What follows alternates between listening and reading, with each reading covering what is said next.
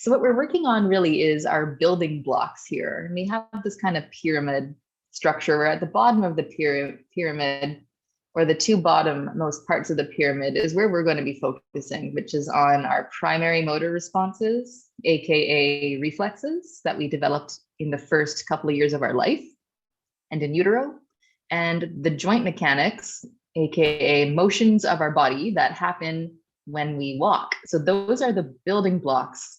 And a lot of us have problems here and have problems here that we just are missing some key elements, but then we try to jump all the way to skills and whole body movement patterns like strength training, squats, lunges, deadlifts, push-ups, or sports, dancing, arts, playing musical instruments, doing things with their bodies that require these building blocks to be in place.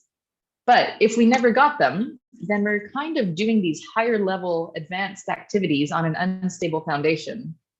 And if you start building a building, like a big, huge 50-floor condo, and you get partway up and you realize, oh shit, the foundation actually is off center. It's not level. You can't just go back and fix the foundation. You have to tear the whole building down and start again from scratch. So we really want to make sure that foundation is set so that everything on top of it is in the correct spot too.